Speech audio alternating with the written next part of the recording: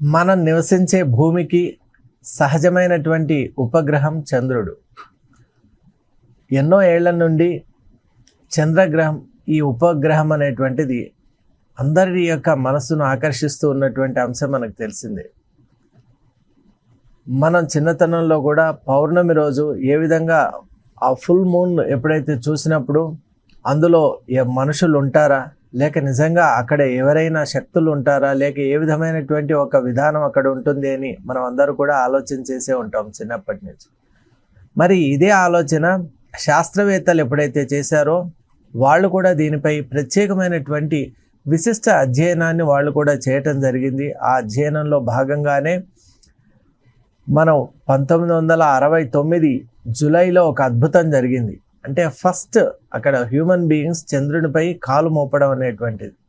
ఆ టీం కూడా చాలా ముఖ్యం. ఈనాటికి కూడా వాళ్ళందరినీ మనం తలుచుకుంటూ ఉంటాం. Neel Armstrong, Edwin Aldrin, Michael Collins, ఈ ముగ్గురి బృందం అపోలో 11 అనేటువంటి ఒక మిషన్లో వెళ్ళారు వాళ్ళు అక్కడ. దాంట్లో the first person to land on the moon was Neel Armstrong, followed by Edwin Aldrin. మరి ఆ తర్వాత 50 సంవత్సరాల తర్వాత మళ్ళీ ఆర్టిమిస్ అనేటువంటి ఒక మిషన్ ఇప్పుడు రావటం.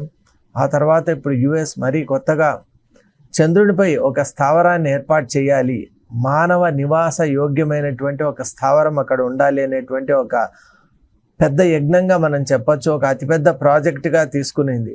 దాని విలువ కూడా $20 బిలియన్. అంటే ఎంత పెద్దదో మీరు ఆలోచన చేయొచ్చు. దీన్ని 3 స్థాయిల్లో నిర్వహించాలి అని ఆలోచన చేస్తోంది. మరి దీని యొక్క ప్రధాన లక్ష్యాలేంటి, అసలు ఈ భూమికి చంద్రునికి ఉన్నటువంటి ఆ పరస్పర సంబంధం, the scientificity behind the study of moon, అలాగే మనిషి అక్కడ చేరుకోగలగటానికి కావలసినటువంటి ఆవశ్యకత, అలాగే అక్కడ ఉన్నటువంటి వివిధ రకాలైనటువంటి పరిశోధనల వల్ల భూమికి జరిగేటువంటి మేలేంటి, అలాగే ఈ పరిశోధనలు 3 స్థాయిల్లో అన్నాం. అప్పుడు ఆ 3 స్థాయిల్లో ఏ అంశాలు అక్కడ అధ్యయనం చేయబడతాయి అనేటువంటి అన్ని విషయాల్ని కూడా ఇప్పుడు మనం చాలా ఆసక్తికరమైనటువంటి అంశాలని ఇప్పుడు మనం ఒకసారి స్పృశించే ప్రయత్నం చేద్దాం.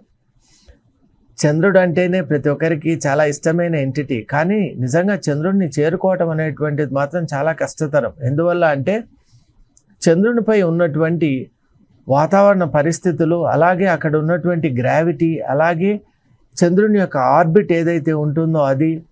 ఇంతవరకు ఒక ముఖ్యమైన అంశం ఏంటంటే మనం ఎప్పుడు చంద్రుని యొక్క ఒకవైపే చూస్తూ ఉన్నాం. అది ఎలా అంటే భూమి తన సెల్ఫ్ స్పిన్ అవుతోంది, అలాగే భూమి చుట్టూ చంద్రుడు తిరగటం వల్ల మనం ఎప్పుడు